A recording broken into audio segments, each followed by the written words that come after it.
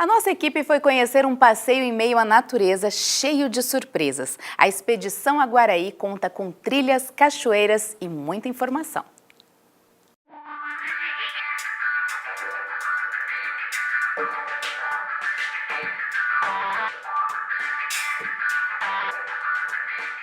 Diversão, adrenalina e muita emoção foram os resumos de um grande desafio, a Expedição Iguaçu. Logo no início da manhã, nós fomos recebidos na base da Aguaraí Eco Esportes e fomos acompanhados por um guia no início da expedição.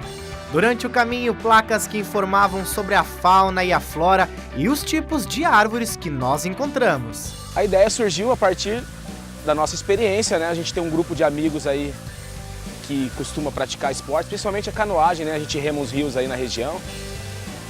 E Foz do Iguaçu tem todo esse potencial turístico, o ecoturismo é algo que vem crescendo em termos de demanda, né? E a gente tem muito a oferecer, né? O ecoturismo tem muito a agregar no destino. Então, com isso foi se formando o projeto, a gente foi desenvolvendo e hoje a gente está 3 anos e meio já trabalhando com a Expedição Iguaçu. Tem agradado bastante os visitantes.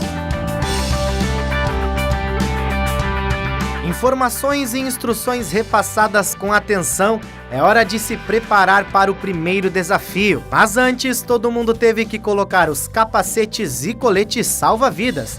É hora de seguir trilha até o Rio Iguaçu. A Expedição Iguaçu ele é um passeio imersivo, né? Aqui na natureza, em Foz, fora da unidade de conservação. A gente faz um roteiro de 3 horas aqui no Remanso Grande, que o Remanso Grande ele é o bairro Remanso Grande e é parte do rio que é conhecido como Remanso Grande, que foi o que deu o nome ao bairro, inclusive. Então a gente faz uma imersão que envolve trilhas, envolve uma remada em caiaque, temos prancha de stand-up paddle, canoa canadense. Nós remamos até outro rio que é o Tamanduá, visitamos a Cachoeira da Toca, tem as cachoeiras aqui na nossa base. Então é um passeio imersivo bem bacana que a gente tem um contato bem próximo com a natureza. Chegando no Rio Iguaçu, 2 opções estavam nos esperando, caiaques e stand-ups. E lá fomos nós em direção ao rio Tamanduá, uma experiência de contato com a natureza, onde de um lado está o Brasil e de outro a Argentina. Chegamos ao ponto final da remada e seguimos mais uma trilha cheia de belezas naturais, ao lado do cânion do rio Tamanduá, de encontro com uma grande surpresa, o Parque das Cachoeiras, um cenário deslumbrante. É uma mistura de cansaço, porque o percurso ele é um pouco extenso, né? Mas ao mesmo tempo é uma sensação de gratidão. O passeio é muito legal, né? Mas eu estou um pouquinho sedentária aí, então senti um pouquinho de dificuldade. Mas você conseguir superar os obstáculos e depois ser premiado com, né, nesse final aí com uma cachoeira, uma aguinha batendo nas costas, relaxando, foi muito bacana. Durante a nossa expedição pela trilha Aguaraí aqui em Foz do Iguaçu, nós enfrentamos 4 trilhas, totalizando em média 1,8 km de caminhada, mais 1,6 km de remada. Uma boa pedida para quem quer sair da correria do dia a dia. A nossa expedição de imersão pela natureza chegou ao fim. Saímos carregados de informações sobre a fauna e a flora e gratos de poder contemplar de perto essas belezas naturais no quintal de casa. As pessoas precisam conhecer, né? Porque Foz é muito mais do que Cataratas e Itaipu. Então esse é um passeio muito legal e diferente do que as pessoas vão encontrar em outros lugares. Então vale muito a pena fazer.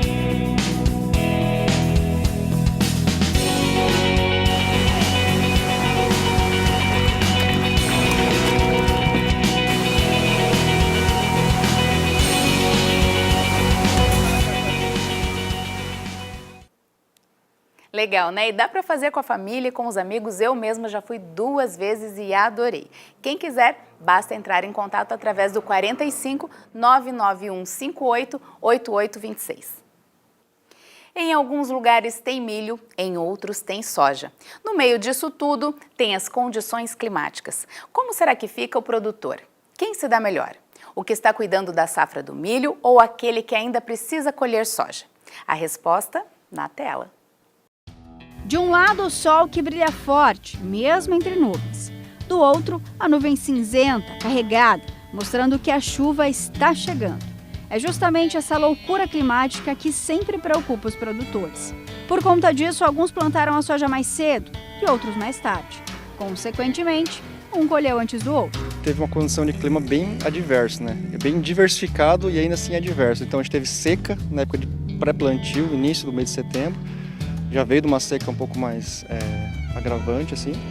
E também teve muita chuva no período de final de setembro a outubro. Então quem plantou um pouco mais cedo, nessa época da estiagem, acabou de antecipar o ciclo da cultura da soja, ou seja, colheu mais cedo. Por consequência, você afetou o desenvolvimento da cultura e, por consequência, tende a produzir um pouco menos, porque não é uma condição ideal produzir daquela cultura. Então, comparando um com o outro, quem plantou um pouquinho mais tarde, final de setembro, outubro, pegou uma época um pouco melhor de condições de clima, assim, de chuva, de umidade no solo. Por outro lado, de acordo com o engenheiro agrônomo, a colheita da soja tardia significa que o plantio do milho também vai atrasar. Ela tem um impacto um pouquinho maior na questão de tempo, porque se você perder a janela de plantio do milho, você tende a prolongar também o ciclo da cultura do milho, ou seja, você vai colher um pouco mais tarde. E qual que é o problema disso? Você vai acabar caindo numa faixa de temperaturas mais baixas. Você pode estar mais suscetível à geada, por exemplo. Se você pegar a época do milho e dar uma geada muito forte, você pode ter um prejuízo um pouco maior até total da sua lavoura.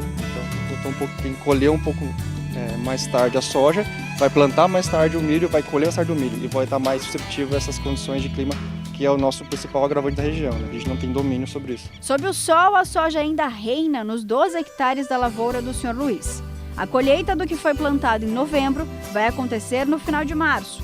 O produtor pretende colher 70 sacas por hectare. Veio chuva assim normal aqui para a região, às vezes essa aqui pegou umas 2 chuvas a mais do que os outros, mas vai dar pouca diferença por hectare de lavouras para lavouras. E quanto ao plantio do milho, quando tirar o soja, acho que não vai influenciar muito, porque se gear cedo, vai tudo para os... E se não gear, vamos ter uma boa colheita de milho. Se na lavoura de soja o sol brilhava, na de milho é a chuva que toma conta. A safra do grão é a esperança do produtor que não teve uma boa experiência com a colheita da soja, independente do tempo de plantio. O que foi plantado cedo, a seca pegou, daí tiver um problema de replante com a pedra, a seca pegou também, que foi replantado 30 dias depois. Aí chegou o mês de dezembro, o sol veio muito quente, faltando água também, faltando chuva. O prejuízo foi também. Aí não produziu, a gente fechou aí nos 35 sacas por hectare de soja, tanto no cedo quanto no tarde. Foi a média que ocorreu aqui na minha lavoura, né? Com o milho já em desenvolvimento, o produtor espera colher 80 sacas por hectare. Eu inclusive investi bastante para tentar recuperar alguma coisa, entende? Porque a gente tem umas previsões boas de chuva agora. O milho safrinha nosso, o problema é geada. E a gente está com uma expectativa bem boa aí de colher um bom milho. Para acabar com o pesadelo da safra da soja. Não, o pesadelo sempre fica. Tentar amenizar um pouco entendeu? Tirar um lucrozinho para cobrir a despesa do soja. De acordo com a produção do Departamento de Economia Rural, a segunda safra, que tem como principal cultura o milho, deve resultar na produção de 12.800.000 toneladas do grão no Paraná e ajudar a recuperar as perdas de 3.200.000 toneladas de soja, um total de 3.700 bilhões de reais. Para quem vive do campo, antigamente era mais fácil evitar prejuízos. Eu falo para os filhos, antigamente você olhava quando tinha uma barra escura por baixo, 3 dias chovia, hoje não resolve mais nada. Não tem mais mato, antigamente tinha muito mato. Então se a temperatura você podia controlar assim. Ventava a norte, 3 dias era chuva. Hoje, não tem como saber. Não tem. Hoje já não tem mais como saber. Pelo desmatamento, né? Não tem mais mato aí. No mesmo dia teve vento, sol e agora chuva. Tudo isso na medida bom, só que em excesso atrapalha. Então, para aproveitar da melhor maneira a lavoura, mesmo com condições climáticas adversas, algumas dicas podem ajudar. Tem que ter uma boa palha no solo para manter a cobertura, manter a boa umidade do solo, evitar a temperatura excessiva do solo. Tem que ter um bom sistema plantio direto, que isso é uma boa prática de manejo agrícola do solo, para manter essa boa ciclagem de nutrientes, essa parte de rotação de cultura é muito importante. Então isso é o mínimo que um profissional que trabalha com agricultura e o produtor rural deveriam seguir passo a passo. Não é uma receita de bolo, mas é importante se basear em algumas premissas básicas agrícolas para poder ter um bom potencial produtivo e um bom manejo de solo também, boa qualidade de solo por consequência. Realmente fica complicada a vida do produtor por conta dessa situação climática, né, gente? Mas fé em Deus que vai dar certo. Depois do intervalo, nós vamos aprender a fazer uma bolachinha sem lactose para todo mundo aproveitar sem restrição. Eu volto já.